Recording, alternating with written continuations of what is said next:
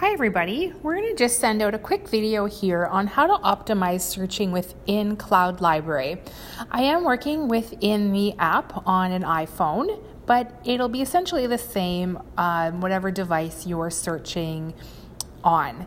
So here I am, I'm within search, and when you open search, you'll notice at the top there's 3 categories: featured, favorites, and all. And you can see that featured is highlighted in blue and underlined. This page here contains bookshelves that library staff have created based on authors that are popular or genres that are popular or books in general that are popular. So this page here is just really a snippet of what we've decided to currently highlight. It is by no means the whole collection. So you can see, you can scroll up and down to see different bookshelves. Each bookshelf, you can scroll left to right to see more titles.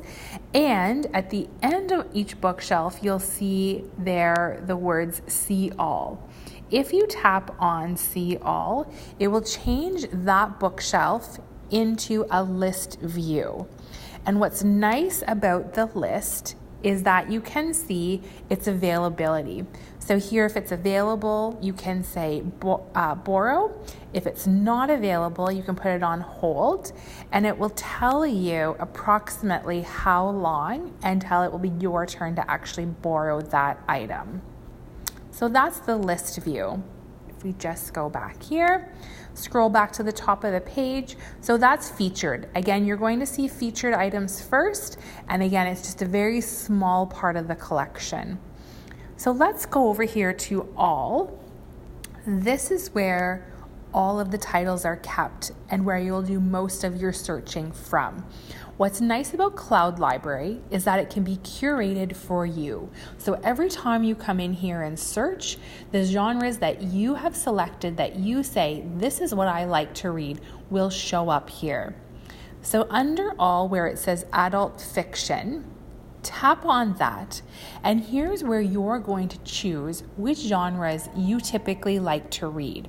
So it's a tap on, tap off feature.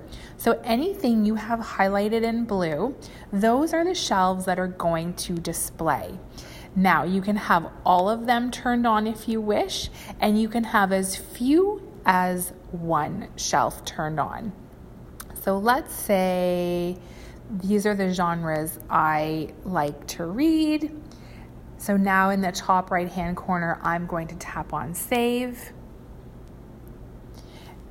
So now when I come into this all section, I'm going to have bookshelves here based on those genres that I have selected to say, I like to read those.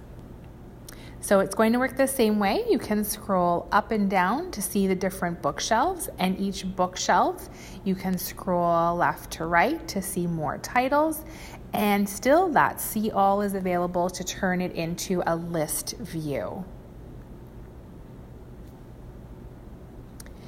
You still have the option at the top here to enter search keywords.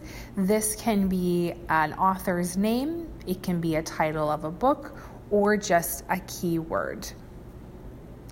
The final filter I want to show you here is in the top right corner. If you're on an Apple device, it looks like a funnel. If you're on an Android device, it looks more like a triangle. When you tap on that, here are the filters. So here's where you get to select whether you want to see just ebooks only or just audiobooks only. If you want to look with availability, you can select only available now. You can look for all titles. And then finally, you can select a language. These filters, if you select them and tap on save there in the top right hand corner, will also apply from session to session. So you don't have to select them every time, which is kind of nice. So here you can see I have ebooks selected, I want to see all library titles, and I want to see English. I tap on save, and these are the results that are going to apply. Once I find a book that I want, so I'm actually going to go under holidays. Well, no, I'm not going to go into holidays because that's past. Let's go under literary here. I'm going to tap see all so I can see what's available. Okay, here we go. The End of the Ocean. That looks interesting. So I can tap on borrow. And then from here, I've got two options. I can either keep searching, I can look for another title I want to borrow, or I could tap on read. I'm going to suggest we tap on my books at the very bottom of the screen. That will pop us over to the other part of the app. This is where all the books you have currently checked out will display. It also shows your reading history, your holds, and your saved. One last little bit of information I want to share with you is if we just go back over to the search area here, if I tap on the book cover, this is where I'll get a synopsis about the book, but you'll also notice this orange button, Save for Later. It is a lovely feature that I really think I want to encourage our patrons to use. As you're searching for books in here, you'll come across titles you think, oh, I'd really like to read that at some point, but maybe just not right now. Tap on Save for Later while you're here. What it does is save it. It's a virtual wish list. So if I go back over now to my books, at the top there, you'll see saved. I'm going to tap on saved. And here are all the titles. You can see right now I have 17 items that I've found at one point or another while I was out searching and thought, oh, I'd like to read or listen to that at one point, but just not right now. And it's going to keep it here in a list for me. I can have an unlimited number of titles here. It keeps them all organized in one place.